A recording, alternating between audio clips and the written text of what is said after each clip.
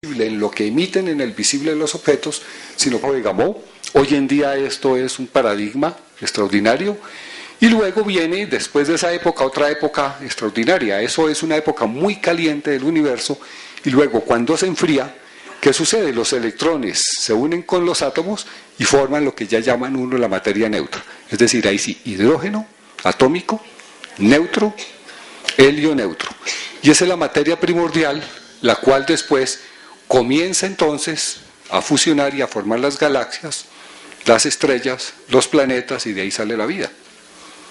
Esta es, digamos, la historia. Hay un gráfico que se utiliza mucho, que es este. Este pues describe esta primera época, que está acá, es el Big Bang, luego el universo se expande. Sobre esa época no se sabe en este momento absolutamente nada, nada fuera de especulaciones teóricas construidas sobre la base de lo que podemos observar, pero hay que tener en cuenta una cosa: si esta es hoy nuestra época, las galaxias como tal llevan del orden de unos 13.000 millones de años formándose. Ya estructuras como galaxias, estrellas y cosas de este estilo. Antes de esto, hay la época que les mostraba cuando era todo gas de hidrógeno y helio. Antes estaba la época de la famosa época de la nucleosíntesis, cuando la materia estaba a unas energías muy altas. Estaba sucediendo lo que sucede, por ejemplo, en la bomba atómica de hidrógeno, que manda uno hidrógeno con neutrones. Esos hidrógenos con neutrones se fusionan formando deuterio y liberan una gran cantidad de energía. Esa es la famosa fusión nuclear, que no se ha podido utilizar pues, como fuente de energía, porque no se sabe cómo dominarla y es explosiva. Más o menos lo que allí sucedió es una explosión de esa naturaleza. Y ya más atrás, digamos, en épocas anteriores, ya lo que tenemos allí son problemas mucho más complejos de cómo es la física de las partículas elementales. Ese famoso experimento que se está haciendo en este momento en el CERN, de lograr unas energías extraordinariamente altas. El experimento que ya está haciendo mella y ya están haciendo películas, ¿cómo llamamos estos? Apocalípticas, porque dicen los físicos teóricos que allí se van a formar agujeros negros y que de golpe un agujero negro comienza a absorber todo y nos vamos a desaparecer. Ya van a haber películas apocalípticas de ese estilo, ya he visto los guiones. Interesante, la ciencia ficción.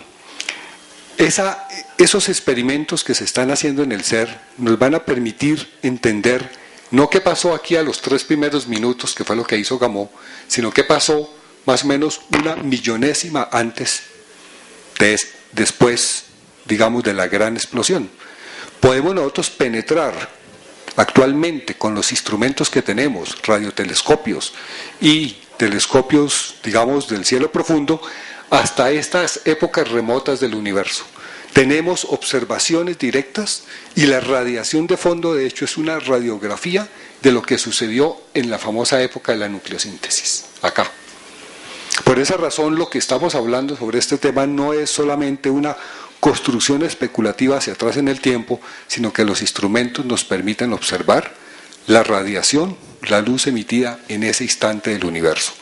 Y ha viajado a través del universo y trae la información de lo que el universo fue en ese momento.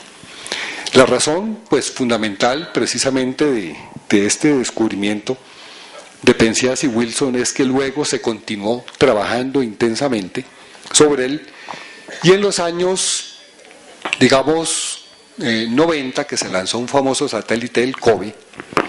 El COBE lo que quería era estudiar muy cuidadosamente esa radiación de fondo. ¿Qué sucede? Aquí tengo una construcción computarizada y más o menos es del orden de unos 30 millones de galaxias que se tienen ubicadas con datos, y esta es como una imagen. Aquí en el centro es por referencia a la Vía Láctea, y esta es la distribución, digamos, de materia si uno pone todo sobre una esfera. ¿Cómo está distribuida la materia? Las zonas obviamente más intensas es que hay mayor densidad de materia, mayor concentración, y otras menor concentración. Esa distribución de materia la conocemos. En gran escala es homogéneo, pero hay inhomogeneidades. Hay galaxias, cúmulos de galaxias, grandes espacios vacíos, etc. Esa materia, como hoy la vemos, es el resultado de lo que era el universo al comienzo. Esta materia estaba en esos primeros instantes mezcladas con la radiación de fondo. Estaba eso en lo que llamamos una sopa cósmica a altísimas temperaturas. Cuando el universo se enfría, la radiación de fondo queda libre y la materia sigue evolucionando libremente. Ya no hay más interacción. La radiación de fondo que observó Penzias y Wilson es la que proviene de esas épocas. Su objetivo era hacer un mapa de este estilo, ver cómo era la distribución de esa radiación y cómo correlacionarla con lo que observamos de materia. Eso para poder probar muy de fondo las teorías fundamentales sobre las cuales se basa el principio cosmológico y todo lo que es el modelo estándar.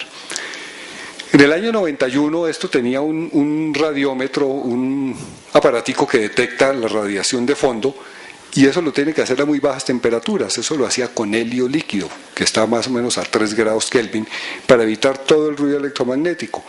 Al finalizar el primer año que tomó estas medidas, pues obviamente el helio ya finalmente se evapora, el aparato deja de funcionar, pero quedan otros instrumentos que siguen midiendo. La NASA, esto es un proyecto costoso, mandar un satélite arriba, quería bajarlo. Entonces Smoot lo que hizo fue mostrar este resultado, 1991, e irse a pasear por el mundo entero. Hasta vino aquí, estuvo en Bogotá, estuvo en Cartagena, se hicieron reuniones para que todos los físicos apoyaran el experimento más grande que se había hecho en toda la historia de la humanidad, medir la radiación de fondo. Y se lagarteó efectivamente otros 2 años de proyecto. Pues ya digamos toda una comunidad, y en esa época, en 1992, en un congreso de astronomía con Hawking, estuve allí, Hawking le hizo el juego a Smoot, se paró y declaró, ya es un personaje, pues obviamente, ya es del jet set del mundo, Hawking. Se paró y dijo que este era el experimento, esta curva que está aquí muy sutilmente mostrada, el experimento mejor hecho en toda la historia de la humanidad, y que esta era la contribución más grande que había hecho el hombre a la ciencia. Eso permitió que la NASA le siguiera financiando por otros 2 años el satélite COBE. El año pasado, Smoot, por esos trabajos, se ganó el premio Nobel, pero se tardó más de 15 años analizando datos para poder depurar y llegar a lo que hoy tenemos. Dentro de eso les comento, como les decía hace un rato, varios trabajos de grado que se hicieron ahí en el observatorio con estudiantes, fue precisamente tomando la radiación de fondo de la galaxia para poderla descontar de los datos del COBE y quedarse con el mapa que era. Puso a trabajar a todo el mundo, es decir, nos puso a trabajar a todo el mundo.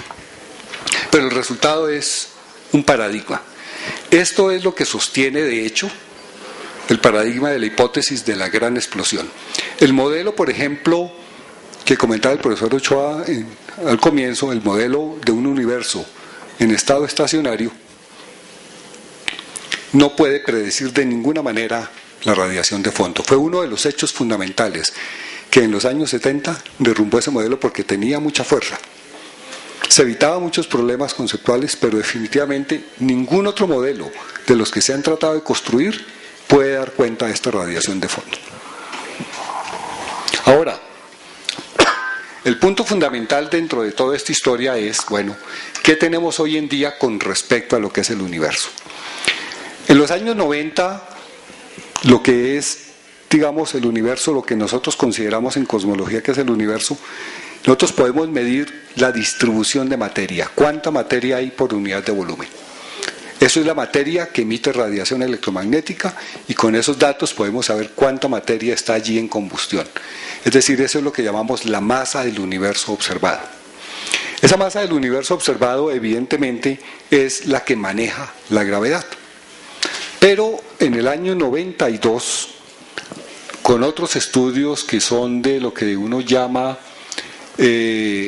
lentes gravitacionales, que es precisamente un campo extraordinario que se basa en esa primera predicción de Einstein, que la luz se curva cuando pasa cerca de un objeto masivo.